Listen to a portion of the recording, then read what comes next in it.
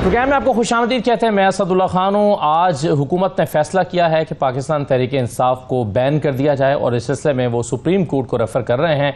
Article 17 का हवाला देते हुए आर्टिकल 17 बड़ा वाज़ेह है और जिसको वो बुनियाद बना रहे हैं, अगर आप स्क्रीन पर देखें तो वो कहता है कि हर शहरी को जो मुलाजमत पाकिस्तान में ना हो, पाकिस्तान की हाकमियत आला सालमियत के मुफाद में कानून के जरिए आयद करदा माकूल पाबंदियों के ताबे कोई सियासी जमात बनाने या उसका रुकन बनने का हक होगा और मज़कूरा कानून में करार दिया जाएगा कि जबकि वफाकी हुकूमत ये ऐलान कर दे कि कोई सियासी जमात ऐसे तरीके पर बनाई गई है या अमल कर रही है जो पाकिस्तान की हाकमियत आला या सालमियत के लिए मुज़र है, तो वफाकी हुकूमत मज़कूरा ऐलान से 15 दिन के अंदर मामला अदालत उज़्मा के हवाले कर देगी, जिसका मज़कूरा हवाले पर फैसला कतई होगा। और उस सिलसिले में जो इलेक्शन एक्ट का जो सेक्शन 212 है वो भी बड़ा वाज़ेह है। उसमें तरीक़ाकार दिया गया है कि किस तरीके से पार्टी को बैन किया जाएगा।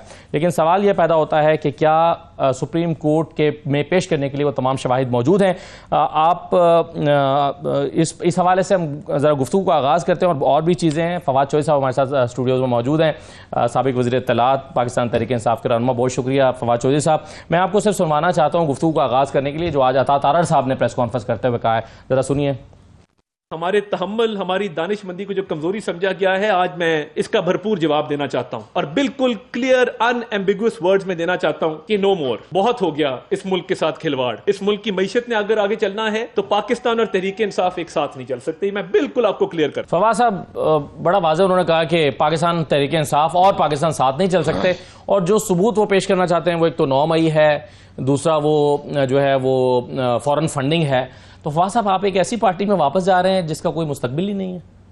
देखिए, पहली बात तो यह है कि तहरीक इंसाफ पाकिस्तान में 3 करोड़ वोटर की नुमाइंदा है। इस इलेक्शंस में 170-75 सीटें उन्होंने जीती हैं और एक 18 जिसने 18 सीटें जीती हैं, अगर उसकी जो रहनुमा के ये कहे कि जिसने 180 सीटें जीती हैं वो मुल्क दुश्मन है और हम जो 18 सीटें जिन्होंने जीती थी हम मुल्क के मामे चाचे हैं, तो ये एक बड़ी ऑब्जेक्शनेबल बात है। लेकिन 18 और 180 तो इस्टेब्लिश नहीं है ना, वो तो ज़ाहिर है ये तो मौक़िफ़ है पीटीए का। देखिए, आप ये कह सकते हैं कि इसके ऊपर जो धांधली हुई है उसकी अभी तक चूंकि इंक्वायरी नहीं हुई है, तो जब तक वो धांधली नहीं हुई है तो आप इसको ऐसे ही लेके चलें। लेकिन देखिए, कोई भी शख्स जो शऊर रखता है, जिसने पाकिस्तान में इलेक्शन देखे हैं, उसको पता है कि नून लीग की कितनी सीटें थी और पीटीआई की कितनी सीटें थी, लिहाजा उस पर कोई दो बहस तो नहीं है। अब सवाल अगला ये है कि ये क्यों इतनी डेस्परेशन है। देखिए, निशाना पीटीआई नहीं है, निशाना सुप्रीम कोर्ट है। सीधी सीधी बात है। आज अता तारड़ ने जो प्रेस कॉन्फ्रेंस की है वो अपना वो कहने ना रोंदी यारा नू ले ले ना भरावां दे, ये सुना सुप्रीम कोर्ट को रहे थे और सुप्रीम कोर्ट ने 4 दिन पहले एक फैसला किया और सुप्रीम कोर्ट ने कहा कि पीटीआई एक सियासी पार्टी है और वो पार्लियामेंट की सबसे बड़ी सियासी पार्टी है। अच्छा, और ये जो सुप्रीम कोर्ट का फैसला है ये 11-2 से हमारे सामने। अब अता तारड़ साहब कह रहे हैं कि जो सुप्रीम कोर्ट के जजेस हैं उनको तो आइन का नहीं पता, आइन का तो हमें पता है। और आपने देखा है कि मेरा ख्याल है 9 प्रेस कॉन्फ्रेंसेस अब तक जो है वो कर चुके हैं ये जजेस के ऊपर, और उसके बाद आपने देखा कि 20-20, 25-25 लोगों की टोलियां निकली और उन्होंने जजेस के खिलाफ नारे लगाए और सब कुछ हुआ। बुनियादी तौर के ऊपर जो इस वक्त मरकज़ी लड़ाई है जो मुझे लगता है वो पीटीआई की और हुकूमत की ये नहीं है। जो एक बुनियादी लड़ाई है वो अब सुप्रीम कोर्ट बेसिकली जुडिशरी की एग्जीक्यूटिव के साथ। सही है, लेकिन फवाद साहब देखें, अगर ये है कि सुप्रीम कोर्ट के फैसले के रद्दअमल में ये हुआ है तो जाना तो फिर भी हुकूमत ने सुप्रीम कोर्ट के पास ही है ये रेफरेंस लेकर, ताकि पीटीए को बैन कर सके। जी, और इसमें जो अभी उन्होंने कंडीशनैलिटीज बताई हैं वो 3 हैं। पहले उन्होंने कहा साइफर केस एस्टैब्लिश है। ऑब्वियसली अता तारड़ या तो मेरा ख्याल है अपने टीवी नहीं देखते, अखबार नहीं देखते और उन्होंने कभी कुछ आंखें उनकी बंद हैं, उनको पता नहीं कि जो साइफर केस है वो इस्लामाबाद हाई कोर्ट उड़ा चुकी है। 9 मई के केसेस में आज इमरान खान के ऊपर पहली बार जो है वो गिरफ्तारी डली है उनकी, वो एस्टैब्लिश ही नहीं है। उसके बाद जो अमेरिकन, ये जो तीसरी बड़ी इंपॉर्टेंट, ये इसके ऊपर तो मैं थोड़ा हैरान हूँ। ये कह रहे हैं कि चूंकि अमेरिकन कांग्रेस ने एक रेजोल्यूशन पास की और वो उस रेजोल्यूशन में उन्होंने पाकिस्तान में इलेक्शंस की जो शफाफियत है उस पर सवाल उठाए, लिहाजा हम पीटीआई को बैन कर देंगे। बेसिकली आप क्या कह रहे हैं? आप अमेरिकन कांग्रेस को ये जवाब दे रहे हैं कि चूंकि आपने यहाँ शफाफियत का किया तो हम बैन कर रहे हैं। तो व्हाट अगर अमेरिकन कांग्रेस ने इसका रिस्पॉन्ड किया तो फिर आप क्या करेंगे उसके ऊपर? फिर आप पाकिस्तान को चला लेंगे दुनिया की मदद के बगैर? एक तरफ हमारी सारी डिपेंडेंस IMF के ऊपर है, एक तरफ हमारी सारी डिपेंडेंस अमेरिकन सपोर्ट और वेस्ट के ऊपर है, और दूसरी तरफ जो कह रहे हैं हम कि हम पार्टी ही बैन कर देंगे क्योंकि अमेरिकन कांग्रेस ने, जो सबसे बड़ा इदारा है अमेरिका का, उन्होंने पाकिस्तान के अंदर इलेक्शन में शफाफियत का मुतालबा किया है। सो ये तीनों बड़ी कंफ्यूज्ड किस्म की जो हैं वो ग्राउंड्स हैं। आज 3 ग्राउंड्स दिए ना अता तारड़ ने, यही 3 दिए, चौथी ग्राउंड का तो हमें नहीं, इसमें फॉरेन फंडिंग भी शामिल है ना। फॉरेन फंडिंग आपके ख्याल में एस्टैब्लिश्ड एक फैक्ट है? नहीं, फॉरेन फंडिंग भी चैलेंज हो चुकी थी। फॉरेन फंडिंग के बाद PTI को इलेक्शन लड़ने की इजाजत दी गई थी, पार्टी को बरकरार रखा गया था, और प्रोहिबिटेड फंडिंग कह दिया गया उसको। फॉरेन फंडिंग तो है ही नहीं ना, वो तो कहीं प्रोहिबिटेड फंडिंग एक बिल्कुल और चीज है। फॉरेन फंडिंग प्रोहिबिटेड फंडिंग ये है कि आपने अगर पैसे लिए हैं और वो नहीं लेने चाहिए तो आप वापस कर दें। वो मतलब $27,000 थे, वो तो टोटल थे। उसके बाद देखिए जो ये केस है, ये तो सेम केस फिर नून के ऊपर भी पेंडिंग है, ये सेम केस पीपल्स पार्टी के ऊपर भी पेंडिंग है, सो वो भी पेंडिंग है। सो ये जो 4 ग्राउंड्स आज अता तारड़ ने अपनी प्रेस कॉन्फ्रेंस में दी हैं, इसके ऊपर तो सुई भी नहीं हिल सकती। अच्छा, अब जो इनका जो मुझे जो लग रहा है जो प्रॉब्लम है वो ये है कि ये चाहते हैं इनको, अच्छा एक तो मुझे कन्फ्यूजन की भी समझ नहीं आई, सच्ची बात है। आपकी हुकूमत 209 इस वक्त आपके पास वोट है, आप 205 है ग़ालिबन, मिल मिला के 209 कह रहे हैं, ये 205 से 209 कर लें। ये जो शिफ्ट सुप्रीम कोर्ट ने जो 22 सीटों का दिया है उससे PTI होती है 115 के ऊपर जी। अपेरेंटली आपको कोई प्रॉब्लम तो नहीं है, हुकूमत को तो नहीं हटने का प्रॉब्लम। तो सवाल ये है कि इन सीटों के ऊपर लेके ये जो अपना है हुकूमत जो है वो इतनी घबरा क्यों गई है, क्या वजह? तो वो पार्लियामेंट की सबसे बड़ी पार्टी नहीं रहेगी, उनका नैरेटिव जो है उसको वो हर्ट होगा। नैरेटिव तो देखिए सिंगल लार्जेस्ट पार्टी PTA बन जाएगी, ये तो नैरेटिव तो उनका नहीं है ही नहीं। देखिए असल जितनी घबराहट का मुजाहरा हुआ है ना, उससे तो लगता है कि हुकूमत जा रही है, क्योंकि इससे कम के ऊपर तो ये नहीं चीजें हो सकती ना।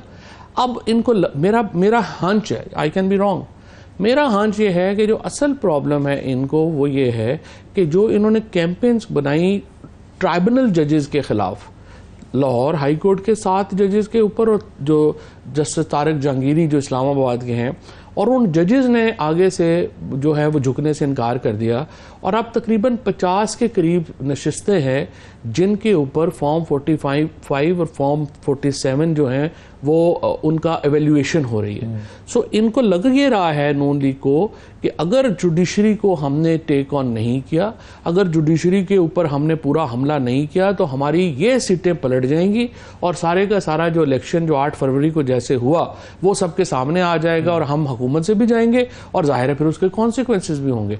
लिहाजा इस वक्त जो असर, और आज मुझे नहीं पता, कल कह रहे थे कि आज जस्टिस आलिया नीलम की और इलेक्शन कमीशन की मीटिंग है, पता नहीं आज हुई है या नहीं हुई है, खबरों में वैसे भी चली गई, अगर आज नहीं हुई तो कल हो जाएगी या परसों हो जाएगी।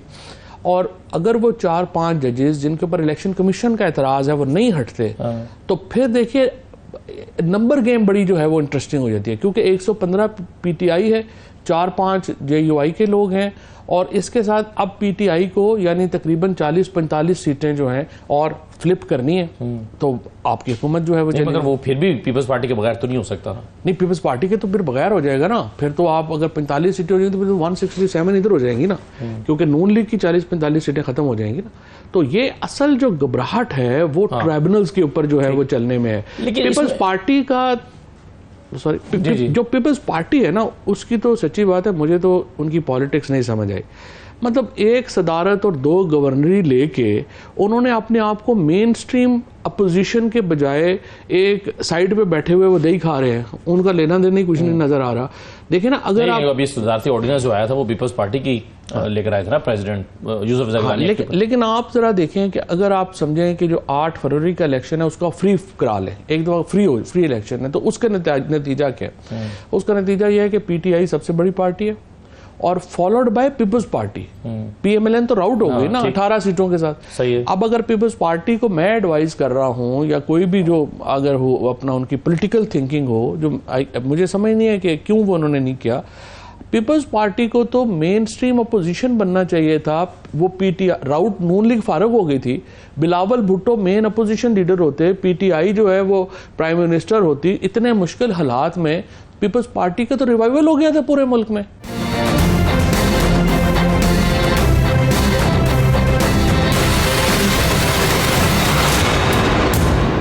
तो कुछ तो मजबूरियां पीपल्स पार्टी की भी रही होंगी ना, जो उन्होंने ये फैसला किया। मजबूरियां तो बड़ी होंगी, लेकिन अपनी जात से ऊपर तो नहीं ना होती। मतलब पीपल्स पार्टी की सारी थ्योरी मेरी तो समझ से नहीं, क्या पीपल्स पार्टी वो कर सकती थी जो आप कह रहे हैं?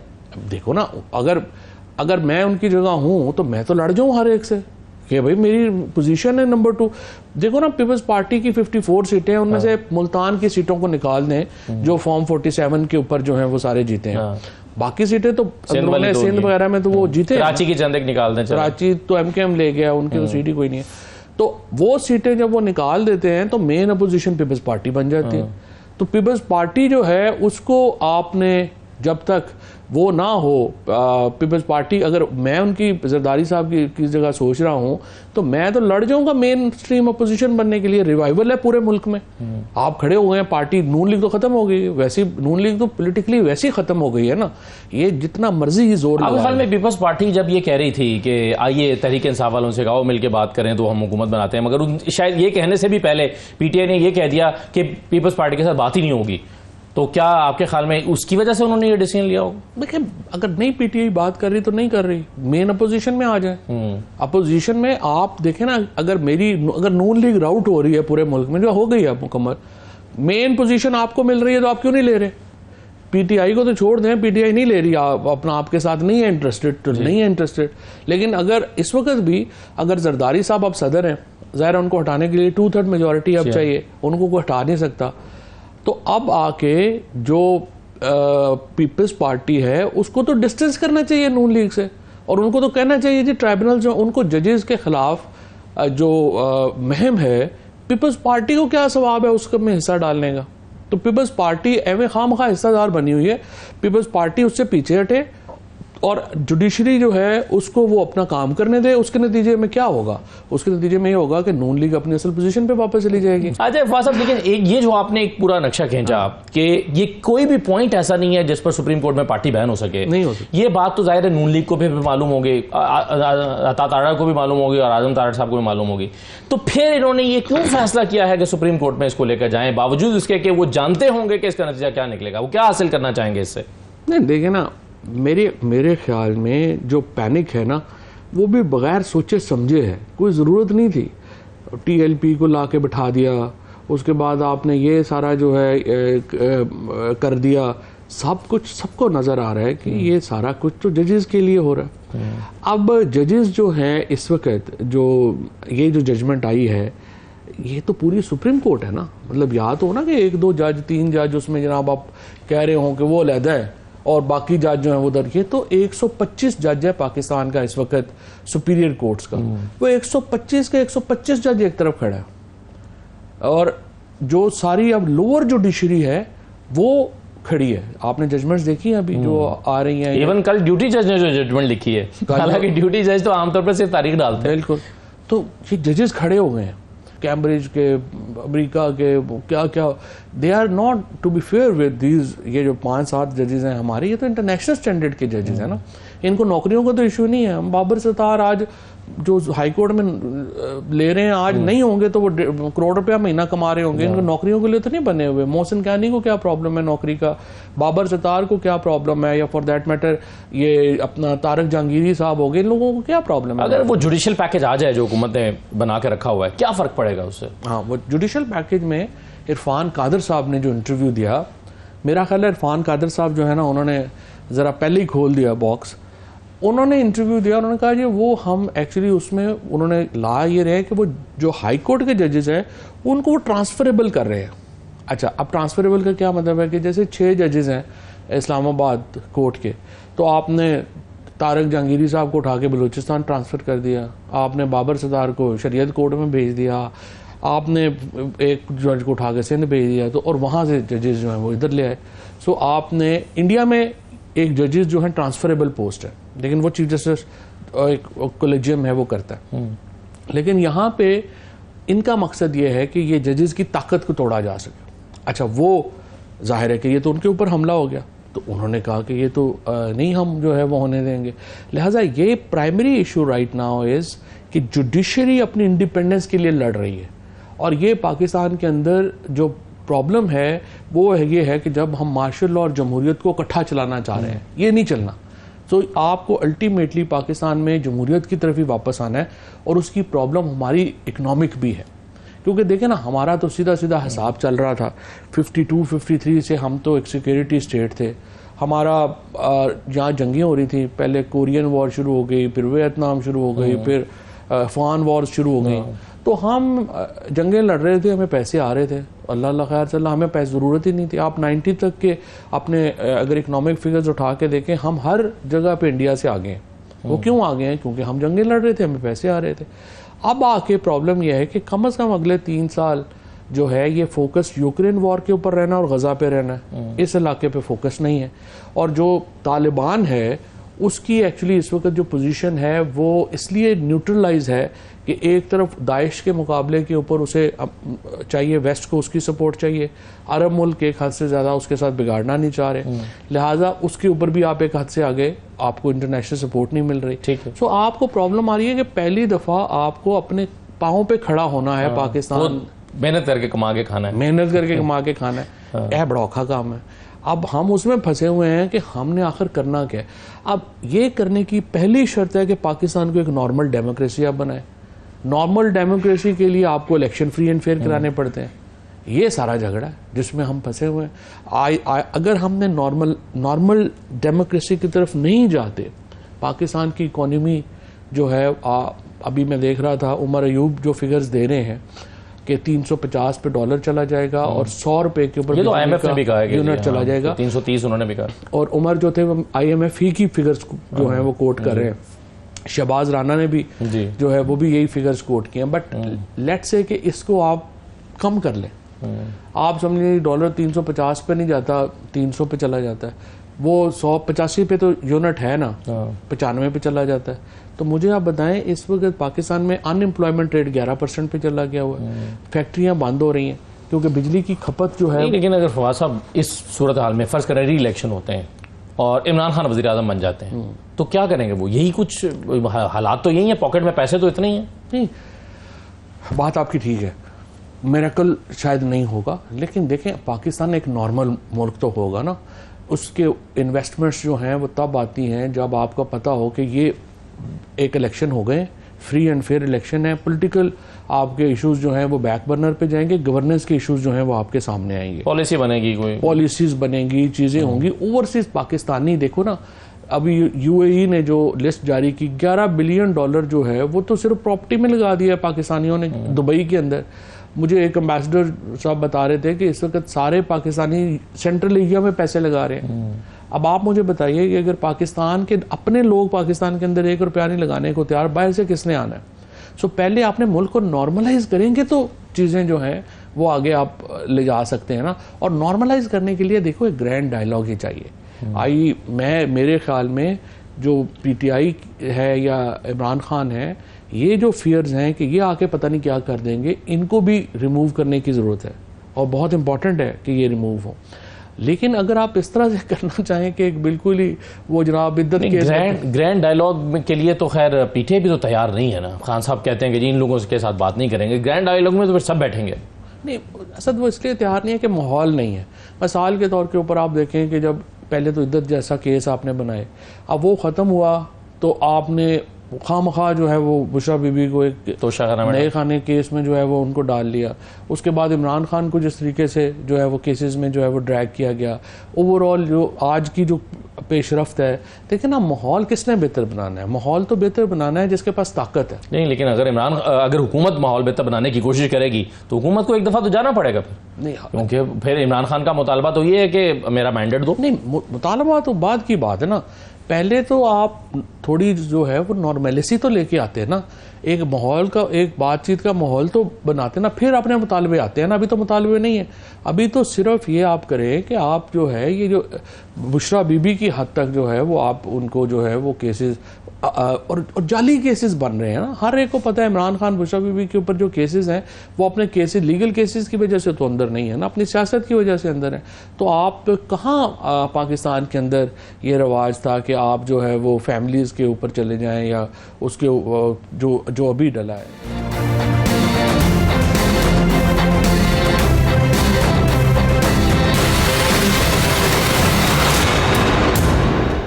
दोबारा खुशामदीद कहते हैं। फवाद चौधरी साहब हमारे साथ मौजूद हैं। एक मखसूस नशस्तों का सुप्रीम कोर्ट से फैसला आया, हुकूमत अभी तक उस फैसले पर बहुत सख्त तनकीद कर रही है, रिव्यू में भी जाने का फैसला कर लिया है, लेकिन जो राना सनाउल्लाह साहब कह रहे हैं वो समझते हैं कि फैसला आइन के मुताबिक नहीं है। अच्छा फवाद साहब, ये जो इसमें स्पेसिफिक एतराज़ वो कर रहे हैं, वो कह रहे हैं कि जी अगर कानून में है तो वो है 3 दिन आप आज़ाद उम्मीदवार को देते हैं, अगर यही करना था तो फिर दोबारा 3 दिन दे दिए जाते कि वापस जाएं 9 फरवरी को, 3 दिन के अंदर डिसाइड करें आज़ाद उम्मीदवार। ये 15 दिन कहाँ से आ गए, इसको कैसे देख रहे हैं आप? जी, मेरा ख्याल है राना सनाउल्लाह साहब ने भी और आज़म नज़ीर तारड़ ने उन्होंने अटॉर्नी जनरल से ब्रीफिंग नहीं ली इस केस के ऊपर, क्योंकि अगर वो आखिरी 4 दिनों की जो प्रोसीडिंग्स हैं उनसे अवेयर होते या उनको देखा होता उन्होंने, और आप तो चूँकि वहाँ पे हर पेशी के ऊपर आप खुद जाते हैं, तो असल आपको याद होगा कि आखिरी जो 3 पेशियां थीं वो तो थी ही इन सवालों के ऊपर कि आखिर ये नशिस्तें जानी किसको जी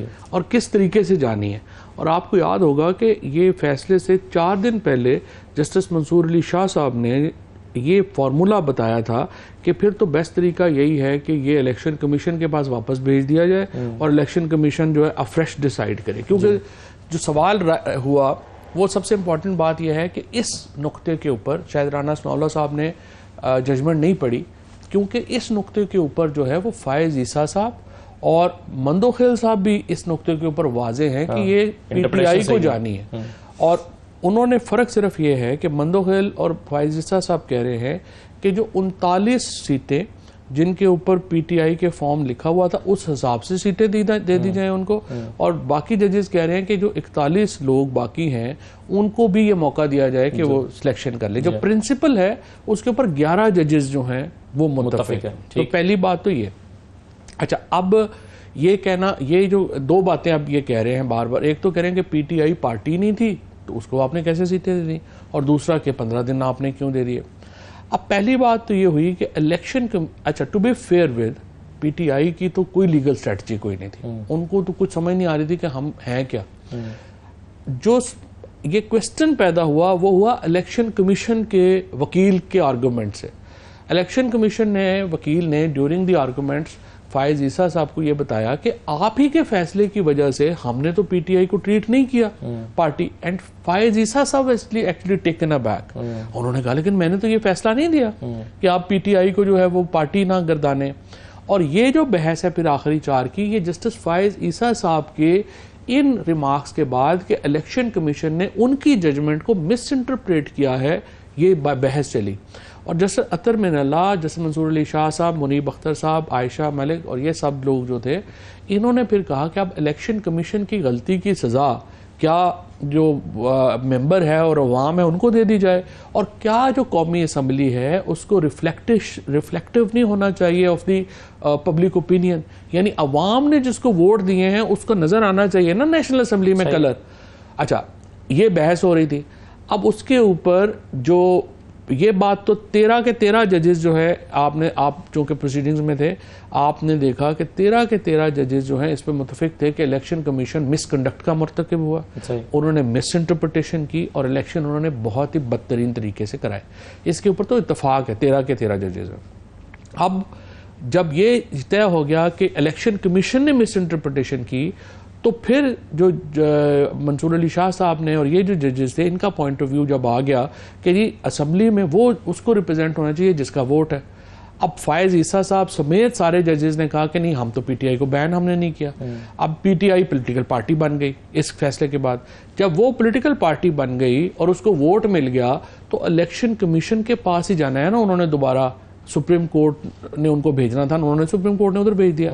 अब 3 दिन के बजाय 15 दिन इसलिए दिए कि जो इलेक्शन एक्ट है वो बताता है कि कम से कम 11 दिन का प्रोसेस चाहिए नॉमिनेशन पेपर्स वगैरह जमा कराने में और वो उसको जो है वो करने में। चूंकि पूरा प्रोसेस पहले नल एंड वॉइड डिक्लेयर हो गया तो 15 दिन जो है वो उनको दिए। 3 दिन दिए जाते हैं जब नॉर्मल इलेक्शन हो चुका होता है नॉमिनेशन पेपर। लेकिन इसमें भी साहब इलेक्शन तो नहीं हो रहा ना, इलेक्शन तो हो चुका है। ये जो लिस्ट सबमिट करानी है ना वो फ्रेश है ना, उसकी स्क्रूटनी होनी है ना, जो लिस्ट सबमिट होनी है उसको देखना है ना जजेस ने, इलेक्शन कमीशन ने, उसके लिए तो जो टाइम फ्रेम इलेक्शन एक्ट में है वही जजेस ने। अच्छा, इसमें अब चूंकि पीटीआई ने भी अपनी लिस्ट जमा करानी है कि ये हमारे लोग थे जिनको हमने जो बैक बाय अस थे पीटीआई जी, अब उसमें वो लोग जो लाहौर में जैसे वसीम कादिर हैं वो चले गए हुकूमत पे, तो क्या डिफेक्शन क्लॉज की जद में नहीं आएंगे वो? नहीं देखो, क्योंकि वो पीटीआई के टिकट पर इलेक्शन लड़े और पार्टी चेंज कर। अच्छा, मॉरली तो जाहिर है कि उन्होंने बड़ी की है, लेकिन लीगली सुप्रीम कोर्ट ने इन सारे 41 लोगों को इंडिपेंडेंट डिक्लेयर कर दिया। ठीक, इनको कहा, उन्होंने सुन्नी इत्तेहाद की, उन्होंने पिटीशन खारिज कर दी, उन्होंने इन 41 लोगों को इंडिपेंडेंट डिक्लेयर कर दिया और कहा कि ये लोग इलेक्शन कमीशन में जाके अपने फॉर्म्स सबमिट करवाएंगे। अच्छा, अब पहला हुकूमत ने हरबा ये किया कि उन्होंने कहा कि हम सबको हर्ड बना लें और हम इनको शामिल ना होने दें। आज का जो फैसला हुआ ना, ये जो बौखलाहट है, ये फॉरवर्ड ब्लॉक ना बनने की वजह से भी हुई है। अच्छा, अगर बड़ा में लोग नहीं टूट रहे, लोग नहीं ना टूटे, तो उन्होंने तो जमा करा दिया। मेरे ख्याल है इस वक्त तक 38 लोगों ने जमा करा दिया जो है वो तो जमा करवा दिया। वो दो तीन लोग जो बाहर हैं, बस वो 3 लोग जो हैं वो बाहर हैं, वो भी ज़ाहिर आके करा देंगे। अब ये एक और मसला बन गया कि उन्होंने फॉर्म सारे जो हैं वो इलेक्शन कमीशन में जमा हो गए। अब उसके बाद समझ नहीं आ रही कि क्या करें, तो अब इन्होंने इसको रोकने के लिए, जो अगेन फ्रेंकली मेरी समझ से थोड़ा बाहर है, कि सारी पीटीआई भी आ जाए तो क्या प्रॉब्लम है, लेकिन ये एक उस जिद में पड़ गए, क्या हो गया कि पीटीआई को पार्लियामेंट में नहीं होना चाहिए, बट सुप्रीम कोर्ट वो डिक्लेयर कर चुकी है and that they have supreme court has declared by 11-2। सिर्फ 2 जजेस हैं जिन्होंने पेशावर हाई कोर्ट का फैसला अपील किया है, फायज ईसा साहब और मंदो खेल साहब और मंसूर अली शाह साहब और अतम इंदल नाइक। अब इसमें होगा क्या? ये फैसला तो इम्प्लीमेंट होना है, अगर रिव्यू में चले जाएं तो क्या इसकी इम्प्लीमेंटेशन रुक जाएगी? नहीं, रिव्यू में तो चले गए ना वो, हाँ चले गए, बट रिव्यू के लिए अब 13 जजेस अवेलेबल नहीं है। हाँ, छुट्टियां, वो सारी छुट्टियों पे चले गए हैं, तो ये रिव्यू लगेगा मेरा ख्याल है कोई सितंबर अक्टूबर तो में। ये इम्प्लीमेंट हो जाएगा फैसला उससे पहले? ज़ाहिर फैसला के लिए तो 10 दिन है, और ये जो ज़ाहिर पार्टी को बैन करने वाला प्रोसेस है ये भी महीनों चलेगा, ये भी महीनों तो वो पीटीआई वाला तो फिर आ जाएगी पार्लियामेंट में, फिर क्या करेंगे? पार्लियामेंट में तो आ जाएंगे। तो फिर फवाद साहब, आपको याद होगा पिछले साल जब उमर अता बंदयाल साहब फैसले करते थे, उस फैसले को कोई नहीं मानता था और वो वक्त हमने देखा गुजर गया, कुछ भी नहीं हुआ। तो आपके ख्याल में क्या इस बात का इम्कान को मौजूद है कि सुप्रीम कोर्ट के फैसले पर अमल दरामद हुकूमत अपनी कोई इंटरप्रिटेशन देके ना करे? बिल्कुल, जो आज हुआ है ना, उसके बाद तो मुझे लग रहा है कि ये तो आखिरी उस तक जाएंगे, सुप्रीम कोर्ट का फैसला इम्प्लीमेंट नहीं करेंगे। अच्छा, बट इस वक्त प्रॉब्लम फिर इससे क्या होगा? इससे प्रॉब्लम ये होगा कि जो अदलिया की और जो जंग है हुकूमत की, इंतज़ामिया की, वो एक बिल्कुल नए सतह पे चली जाएगी। क्योंकि मैं यही तो प्रॉब्लम जो शुरू में हम डिस्कस कर रहे थे कि देखिए ना, पाकिस्तान के आइन के मुताबिक सुप्रीम कोर्ट की जजमेंट बाइंडिंग है तमाम स्टेट ऑर्गन्स के ऊपर, और अगर वो इम्प्लीमेंट नहीं होती तो इसका मतलब है मुल्क में आइन ख़त्म हो गया। जब आइन ख़त्म हो गया तो फिर आप क्या करें, या इमरजेंसी लगा देंगे या क्या करेंगे, बट आप आइन में तो फिर नहीं ना रह सकते। Now the problem is, Bandial साहब का तो ये था कि बंदयाल साहब एक्सट्रीम पे तो नहीं जा रहे थे ना, उन्होंने कोई अपनी इलेक्शन के लिए फैसले दे रहे थे, फैसलों में लिख भी रहे थे कि इसके कॉन्सिक्वेंसेज होंगे अगर अमल दरामद नहीं होगा, लेकिन उन्होंने इम्प्लीमेंट कराने के लिए कुछ नहीं ना किया। वो बैठ जाते थे, फिर लंबी डेट कर देते थे, ये कर देते थे, और फिर 13 जजेस नहीं थे।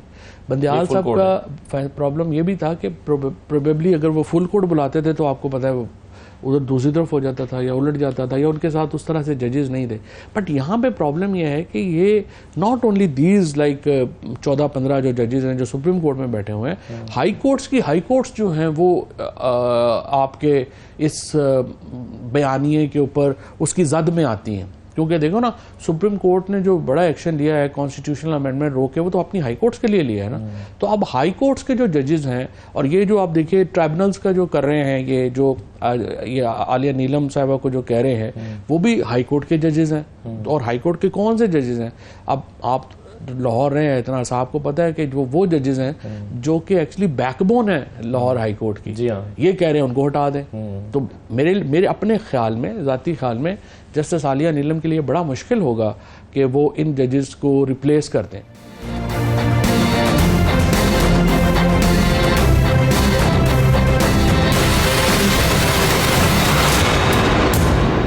आपने ये कहा अभी कि पीटीआई की कोई स्ट्रैटेजी नहीं थी। क्या स्ट्रैटेजी नहीं थी पीटीआई की? हमें तो, मुझे जो समझ आया कि सलमान राजा साहब शायद इसलिए बार बार ये कह रहे हैं कि हम सुन्नी इत्तेहाद काउंसिल के ही हमें तस्वुर किया जाए, हम उस वक्त ज़माने में पीटीआई आज़ाद नहीं होना चाहते, क्योंकि उससे फिर बहुत एक नए महाज खुल जाते। तो आपके ख्याल में क्या कमी थी? नहीं, देखिए, जब मैं जेल में था और जब ये इलेक्शन हुआ, मैं ख्याल 12-13 को मुझे मौका मिला था, मैं यहाँ बाहर आया इधर अदालत में, तो मैंने वहाँ पे भी ये बात कही कि देखिए, जो तहरीके इंसाफ के ऊपर जो है ना, सुप्रीम कोर्ट ने बैन नहीं किया हुआ, ना ही आर्टिकल 17 की कोई प्रोसीडिंग्स हुई हुई हैं। सिंबल लेने से पार्टी ख़त्म नहीं होती, लिहाजा तहरीके इंसाफ को कतई तौर के ऊपर किसी सेक्रेटेरियन कलर की पार्टी में नहीं जाना चाहिए, बल्कि अपना पार्लिमानी ग्रुप जो है वो अनाउंस करें। और इलेक्शन कमीशन ने तो पहले भी कोई पीटीआई के हक में फैसला नहीं दिया, अब भी नहीं दिया, आप इसी को ही सुप्रीम कोर्ट लेके जाएं और सुप्रीम कोर्ट से आपको मिलेगा।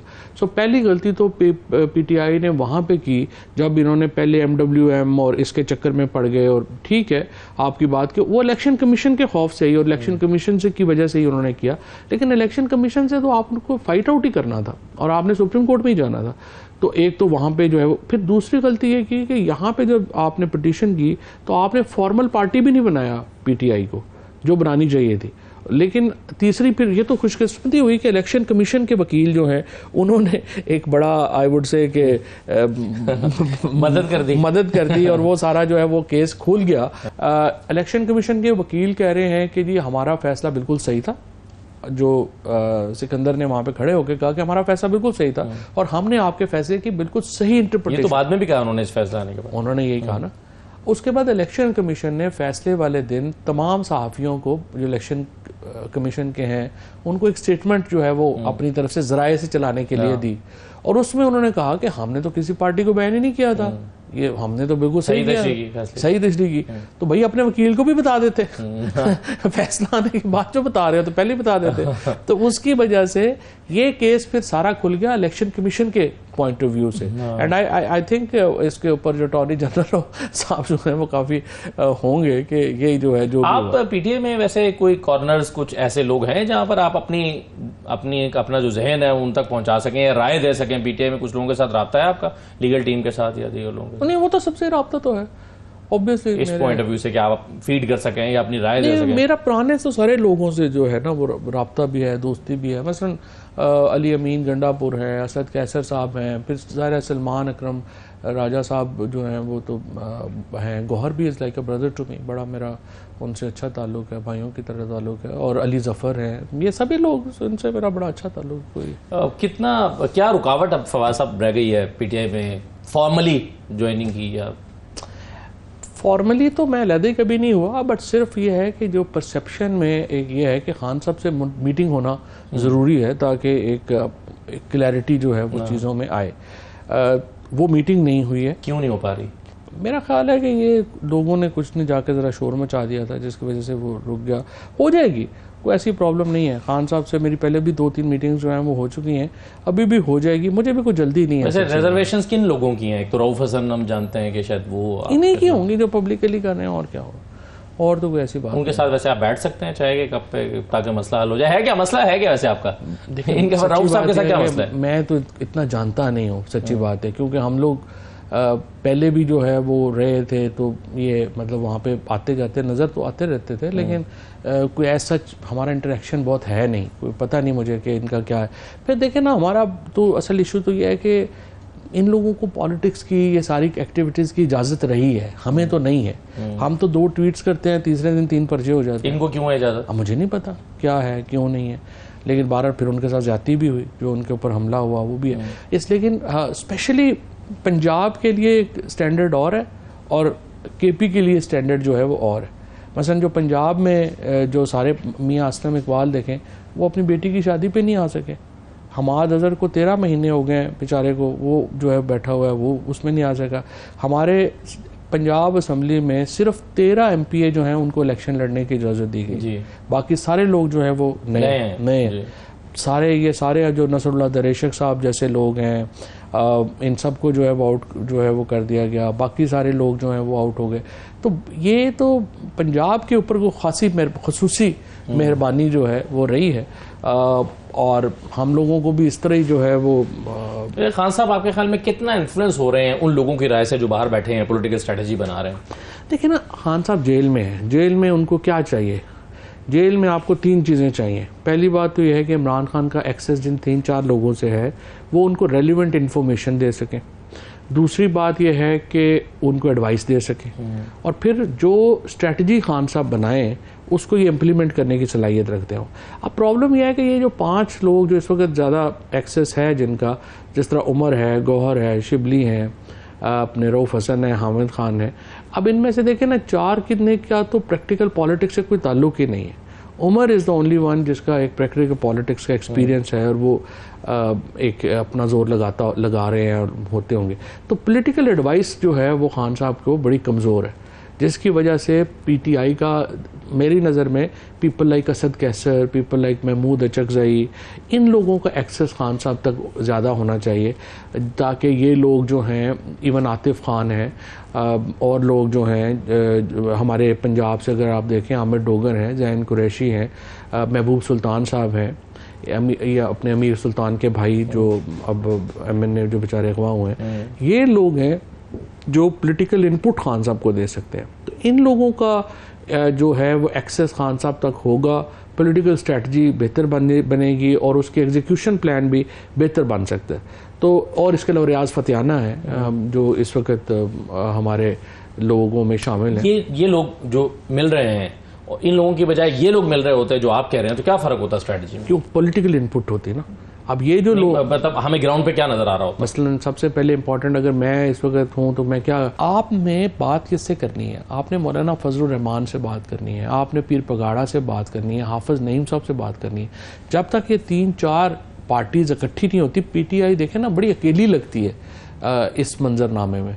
तो वो नवाबजादा नसरुल्लाह साहब कहते थे कि ये जो है ना, जो मुखालफ होता है ना, उसको जो भी साथ पड़ा हो ना वो उसके मुंह पे डाल देना चाहिए, चाहे रेत हो, कंकर हो। तो ये PTI को ये जो मौलाना खुद भी तो थोड़ा सा मेरा ख्याल है ज़हनी कशमकश का शिकार है, क्योंकि आप उनसे मुलाकात करने के लिए जाते हैं तो वो वज़ीर आज़म से और मोहसिन नकवी साहब से मुलाकातें शुरू कर देते हैं। देखिए ना, ये तो खैर कोई बात नहीं, नकवी साहब से उनका अपना पुराना ताल्लुक होगा, और शहबाज शरीफ साहब से उनका अपना पुराना ताल्लुक होगा, लेकिन जो बड़े मुद्दे हैं, बड़े इश्यूज़ हैं, उनके ऊपर देखिए ना, अफगानिस्तान के ऊपर मौलाना और इमरान खान एक सोचते हैं, जो ऑपरेशन है उसके ऊपर JUI की इमरान खान, खैर उसके ऊपर तो KP की सारी पार्टीज का पॉइंट ऑफ व्यू जो है वो एक जैसा है। इलेक्शंस के ऊपर मौलाना और इमरान खान की जो है वो स्ट्रेटजी जो है वो एक है, और शहबाज शरीफ इन सारे मामलात के ऊपर मौलाना को कुछ नहीं दे सकते। इमरान खान ही मौलाना को इन सारे मामलात के ऊपर सपोर्ट दे सकते हैं। And people like Mahmood Achakzai, Asad Qaiser, Akhtar Mengal, ये लोग हैं जो इस तरह के अलाइंसेस जो हैं वो आपके लिए जोड़ सकते हैं। PTI की ये जो लीडरशिप है, ये देखें ना, मैं आपसे अगर वाकिफ़ ही नहीं हूँ मैं आपका, तो देखो ना टाइम लग जाएगा ना मुझे आपसे करने में, बातचीत में कुछ थोड़ी 1-2 मुलाकातें हैं, 3-4-5 तो चाहिए ना आपको को बात करने की। इन लोगों का ये वाकिफ़ ही नहीं है। अब ये लोग, इन लोगों को जो पॉलिटिकल क्लास है, अगर वो मौका मिलेगा तो वो फिर इसको एग्जीक्यूट करें। वैसे महमूद अचकज़ई वगैरह जो एक पॉलिसी देना चाहते हैं वो तो बिल्कुल मुख्तलिफ है जो इस वक्त PTI ने ली हुई है। वो समझते हैं कि सड़कों पर आना चाहिए, एहतजाज करना चाहिए, इजाज़त के बगैर करना चाहिए, इजाज़त ना मिले तो भी करना चाहिए। PTI समझती है कि नहीं, हमें इजाज़त मिलेगी तो हम करेंगे। PTI करना नहीं चाहती है, एहतजाज कर नहीं पा रही, सलाहियत नहीं है या कैपेसिटी नहीं है, या ये स्ट्रेटजी है कि भाई ठीक है मेहनत ना करें? नहीं, कोई स्ट्रेटजी नहीं है। देखें ना, ये जाहिर है कैपेसिटी नहीं है, क्योंकि कैपेसिटी में आते हैं 20-25 लोग आते हैं, वो 5 लोग जो लॉयर होते हैं उनको अगले दिन बेल मिल जाती है, बाकी 2 दर्जन जो वर्कर है बेचारा वो जेल में जाता है, वो भुगतता है। तो ये नहीं है, आप टाइमिंग होती है, पॉलिटिक्स में टाइमिंग इज एवरीथिंग। आप देखें ना, टाइमिंग थी जब 9 तारीख को आपका इलेक्शन चोरी किया जा रहा था, उस दिन PTI सारी को बाहर सड़कों पे होना चाहिए था, क्योंकि उस दिन MNA और MPA जिनको MNA और MPA बनने से महरूम किया जा रहा था, उन्होंने अपनी ज़ात भी उनकी इन्वॉल्व थी उस दिन, उस तहरीक में। वो दिन था जब PTI को सबको अपनी अपनी पड़ी हुई थी उस दिन, तो हर कोई अपने अपने फॉर्म 45-47 के पीछे भाग रहा था। उसी लिए तो उसको बचाने के लिए तो तहरीक चाहिए थी उस दिन। उस दिन आप घर में बैठ गए। देखो ना, उसके बाद क्या हुआ, 3 दिन बाद लियाकत चट्टा की वो आ गई, प्रेस कॉन्फ्रेंस आ गई। आपकी तहरीक खड़ी हुई होती, इधर प्रेस कॉन्फ्रेंस आ गई होती, तो मामला तो उसी दिन जो है पलट गया था। अब वो मौका आपने मिस कर दिया।